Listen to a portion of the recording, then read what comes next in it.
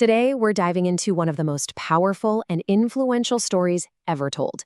It comes from an ancient text, the Sutra on the Origins of Practice. And really, it's the story of a prince who gave up an entire kingdom just to answer a single profound question, and in the process, ended up changing the world forever. And what a start to the story. The scripture tells us that this begins with a newborn prince who takes 7 steps, points one hand to the sky and the other to the ground, and says this. I mean, talk about a bold entrance. It's a claim that absolutely sets the stage for a truly extraordinary life. So, where does this all begin?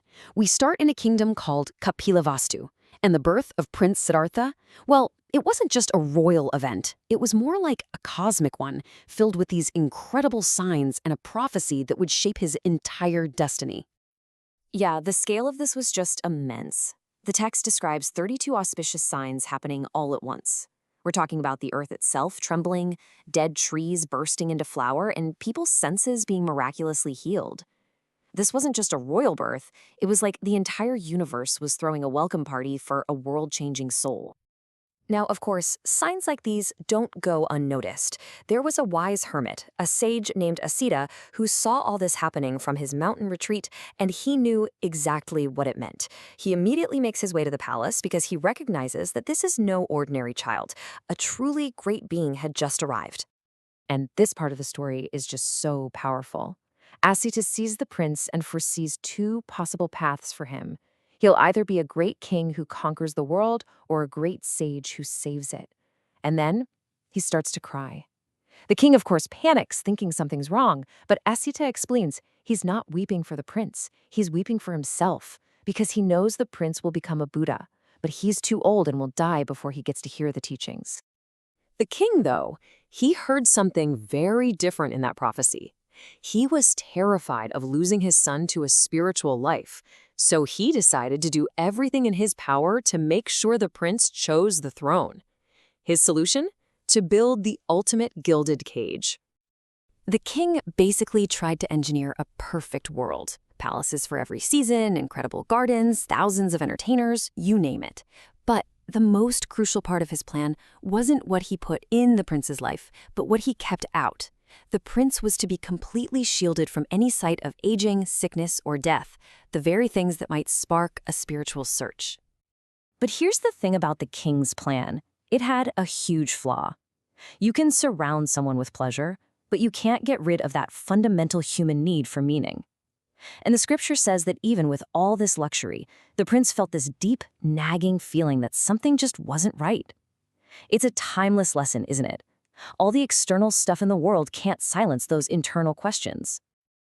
And this brings us to the great turning point. The prince is now a young man, and he insists on seeing what life is like outside the palace walls. His father, super nervous, agrees, but he has all the streets cleaned up and cleared of anything unpleasant. But it seems the universe itself had other ideas. On 4 different trips out of the palace, the divine world apparently intervened to shatter his perfect bubble. He sees an old man, then a sick man, and then a dead body. And for the very first time, he has to ask his attendant, what is that? He learns about aging, illness, and death. And just as he's reeling from these truths, he sees a 4th sight, a calm, peaceful monk. So in the same breath, he's shown the fundamental problem of life and a hint at the solution. These encounters left him totally shaken. He was haunted by this one massive question. If all the things he loved, his family, his wealth, all the beauty around him, were just going to get old, get sick, and die, what was the point of any of it? How could anyone possibly find real, lasting happiness? That question just consumed him. He couldn't go back to enjoying the palace life. Suddenly, the music sounded hollow, the food was tasteless. He saw the shadow of impermanence hanging over everything, and he knew he had to leave. He had to find an answer, not just for him, but for everyone. The final catalyst came late one night. He looked out at his musicians and entertainers all sleeping in disarray, and he had this powerful vision. He didn't see beautiful women. He saw them as if they were corpses in a graveyard. The illusion of worldly pleasure was just gone. That was it. He knew he had to go, and he had to go now. And just stop and think about the sheer scale of what he gave up. He sneaks out of the palace in the middle of the night, takes off his royal clothes and trades them for a simple robe, and literally cuts off his own hair. In a single moment, the heir to a massive kingdom becomes a homeless wanderer with nothing to his name but a begging bowl. So his quest begins. He studies with all the great meditation masters of his time, and he dives into the most extreme forms of self-denial. This part of his journey would push him to the absolute limits of human endurance, and it all leads to one final epic battle. For 6 long years, he practiced extreme asceticism. The texts say he survived on almost nothing, sometimes just a single grain of rice a day, until his body was just skin and bones. But eventually he realized this wasn't it either. Just torturing his body was another dead end. It wasn't leading to true wisdom. So he accepted a little food, regained his strength, and sat down under what we now know as the Bodhi tree. He made this incredible vow. He would not get up from that spot until he had found the answer to his question. But, just as he was getting close to the truth, the deepest forces of his own mind, of illusion itself, rose up for one last fight. The scriptures describe this as a literal attack by a demon king named Māra, who's basically the lord of desire, illusion, and death. Māra threw everything he had at him. Terrifying armies of demons, visions of unlimited worldly power, and finally, he even sent his 3 gorgeous daughters to try and seduce him. But Siddhartha just sat there, completely unmoved. So, in a final desperate act, Māra challenges him directly, saying, "Who do you think you are? Who is your witness that you deserve this?"